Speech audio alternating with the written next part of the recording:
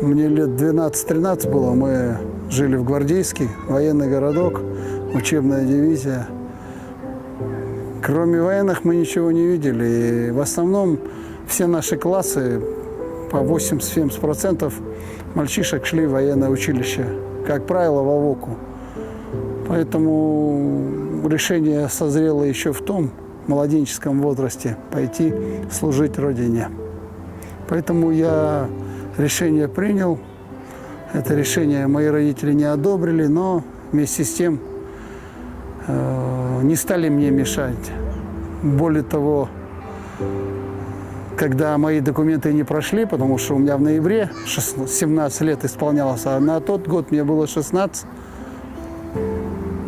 отец мой, ветеран войны, поехал в штаб округа, его приняли, зашел к Калистрат Яковлевичу Тюкачеву, генералу, который был замкомандующим по вузам.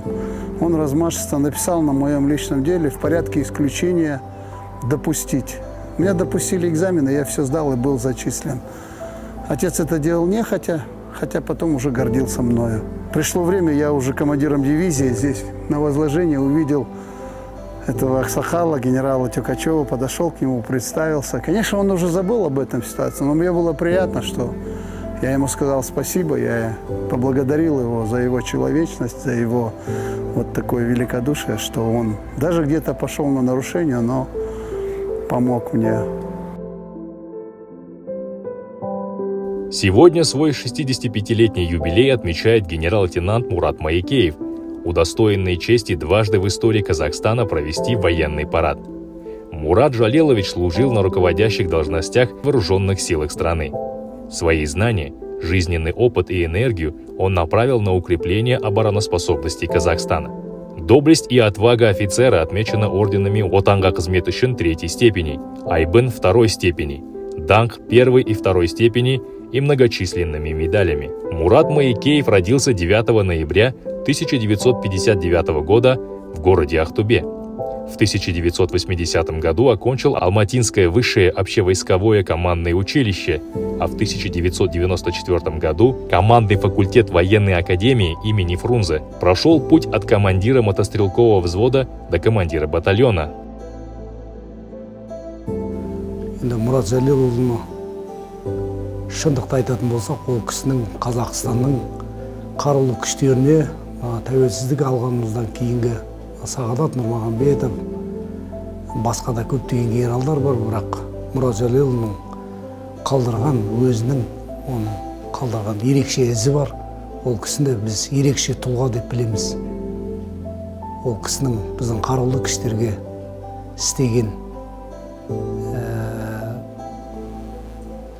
жұмыстары өте көп. Бүгінгі таңда әлі күнге шейін біз сол кісінің қалдырған ізімен көптеген сол кісінің бастамаларын әлі жалғастырып келе жатырмыз. Ол кісі өзінің ойымен алғы шепте жүретін. Сондықтан мен бүгін өте толғанып тұрмын, өйткені Мурат Жалелұлы бізге мысалы әрбір әскери адамның бір өзінің сондай бір ерекше пір тұтатын адам болса, Мурат Жалелұлы сондай тұлғаның бірі.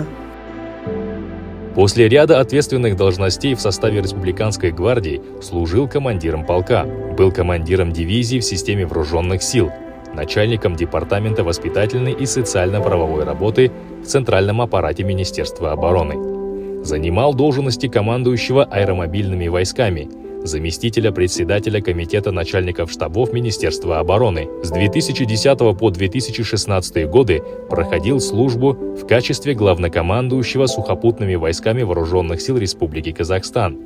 7 мая 2011 года указом президента Мурату Жалеловичу было присвоено звание генерал-лейтенант. С Муратом Жалеловичем Маекеевым мы познакомились в Сарзыкском гарнизоне. Он был замкомандира дивизии, а я начальник штаба дивизии. С первой встречи мы подружились, стали хорошими друзьями, семейными друзьями. Я его знаю как решительного волевого генерала. Мурат Жалелович прошел все ступени службы от курсанта до начальника Генерального штаба Вооруженных сил. Какую бы он должность ни занимал, ответственную, он зарекомендовал себя умелым и чутким руководителем, грамотным генералом. В 2013 году, в пору службы главнокомандующим сухопутными войсками, Мурат Маекеев по итогам международного фестиваля «Выбор года. Человек года» был признан лучшим военнослужащим и награжден статуэткой «Алтын Адам». Фестиваль «Выбор года» номер 1 в Казахстане проводится в 5 странах СНГ и имеет международный статус. Учитывая, что обладателей премии выбирают независимые эксперты с помощью социального опроса, можно говорить о справедливой оценке данной генералу. Мурат Жалелович, я желаю вам, первое, крепкого здоровья, семейного благополучия. Я знаю, как вы уважаете семейную ценность, он нам тоже проявлял. Дай Бог, чтобы у вас всегда на позитиве было. Одной из отличительных черт Мурат Жалелович, он слабую сторону никогда не показывал. И я думаю, что и по жизни так. И единственная просьба в этот день, хочу сказать, что я всегда прошу вас, чтобы вы написали мемуары, хорошую книгу, не одну.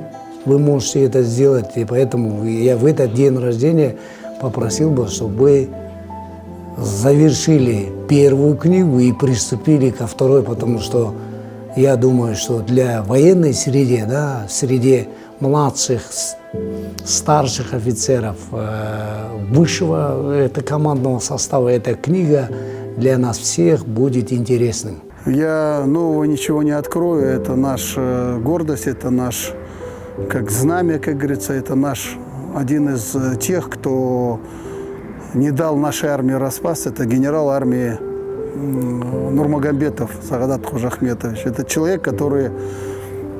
Так получилось, что он узнал меня с командира дивизии и как-то отслеживал. И всегда давал такие наставления, советы, которые мне очень серьезно помогли в жизни. Учиться надо у многих. Как мой командир роты говорил, ты у прапорщика должен, лейтенант, учиться. Я это усвоил. Я вам назвал самых лучших учителей. 15 сентября 2016 года распоряжением главы государства генерал-лейтенант Мурат Маекеев был назначен первым заместителем министра обороны, начальником Генерального штаба Вооруженных сил Республики Казахстан. Беззаветная преданность делу, смелость и профессионализм Мурата Жалеловича стали примером для многих. Особого внимания заслуживает вклад генерала в повышение престижа аэромобильных войск, впоследствии преобразованных в десантно-штурмовые войска. Будучи командующим этого рода войск, совершил прыжок с парашютом, вдохновив своим примером молодых десантников. И это тоже характеризует его как настоящего командира. С особой симпатией к генералу относятся и представители СМИ. Для них казахстанский десант ассоциируется с именем генерала Маекеева. Более 40 лет он посвятил защите Отечества. В возрасте 60 лет в 2019 году вышел на пенсию. Конечно, как опытному организатору у него еще было много возможностей задержаться на должности. Но, как говорится, умение уходить вовремя – это тоже талант. Я хочу Мурата Жалеловича поздравить с 60-летием, пожелать ему доброго здоровья, семейного счастья и больших успехов в воспитании, в обучении будущих наших молодых офицеров. Вся моя служба, она прошла по гарнизонам. Я служил в ГСВГ, затем в Кяхте, Забайкальский военный округ, затем Монголия, с Монголии опять в Забайкальский военный округ, станция Мирная. Ну и после этого поступил в академию и переехал в Москву на 3 года. Это же переезды, учеба, разгрузки, контейнеры. И вот... Раз вы сказали, я скажу, что наш министр обороны, он загружал мне контейнер, помогал. Это для меня большая гордость сейчас, потому что он очень человек порядочный, и он все бросил и приехал, и земляку помог в Москве. Это тоже дорого стоит. Потому что раньше я кому-то помогал, теперь он, потом ему кто-то помогал. Вот такая была дружба. И вот для меня это даже где-то и гордость, что Руслан Фатыхович мне помогал. Потому что он государственный деятель сейчас, он большой человек, дай Аллах ему здоровья и успехов. Горячее сердце, холодный ум, железная воля – 3 важных качества Маекеева, о которых говорят его сторонники и сослуживцы. Своего командира они до сих пор вспоминают с большим теплом, восхищаясь его несгибаемым характером.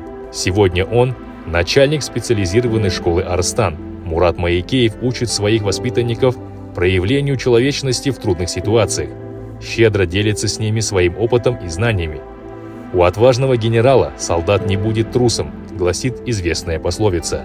Действительно, ученики генерала Маекеева стали настоящими мастерами своего дела. И это еще одна профессиональная победа мудрого учителя-наставника. Ну, всякие были случаи. Были случаи в Германии, в парке двигатель меняем с моей учебной машины, а я дежурным стою. Техник крутый, молодой пацан. Командир издов моложе меня, а я уже где-то по 4-му году в Германии служил. Я был командиром учебного взвода и нарушил дисциплину, взял, никому не сказал, тихо ушел в парк. Потому что мое время отдыхать, а помощник мой, ну, он задачу понял, он нес службу, а я пошел в парк, чтобы контролировать, как ставим двигатель, для того, чтобы никто не поранился, никто не получил травму и так далее. Оказывается, приехал начальник штаба дивизии, который отвечает за эту службу. И он начал искать меня. А раньше нет сотовых телефонов, ничего нет, и поэтому уже чудом какой-то дневальный бежал и говорил, ищем дежурного полку. Ну, это вообще, конечно, нарушение высочайшей дерзости и нехорошее. И я побежал, прибегаю, уже офицеры стоят на плацу, и начальник штаба дивизии ходит. А он такой резкий парень был. И я подбежал, представился, он так встал так, снять ремень, снять пистолет, все забрал у меня. И я стою перед строем офицеров, мне стыдно, мне как бы неудобно, что я понимаю, что я не прав. А с другой стороны, я выбрал главное звено. Лучше я прикрою солдат своими мерами безопасности и буду уверен, чем потом, не дай бог, что случись. Потому что работа, она шла, и после этого он уже готов был объявить мне 3 суток или 5 и отправить на губвахту. Но тут время обеда, и шла моя рота. И вот мне когда-то говорили, ну и что ты учился в этой музыкальной школе Жубанова, что ты там взял и так далее. А я эту роту разложил песню «Взвейтесь, сокол, орлами» на 3 голоса. И рота вышла и запела. 100 с чем-то человек поют красиво.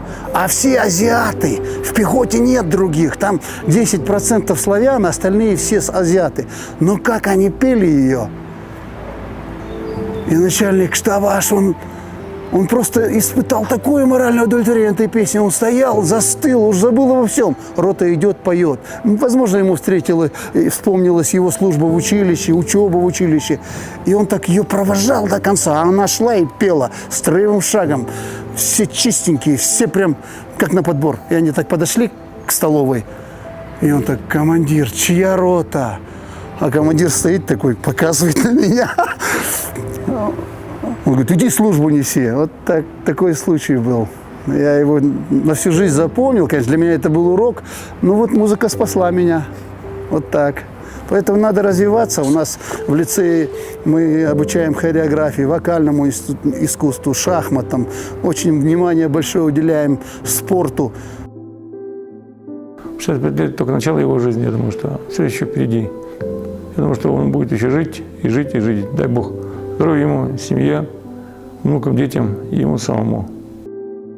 Спасибо министру обороны. Оған көп рахмет айтамыз. Бізді ұмытпай осылай еске алып отырып, оған көп рахмет айтамыз.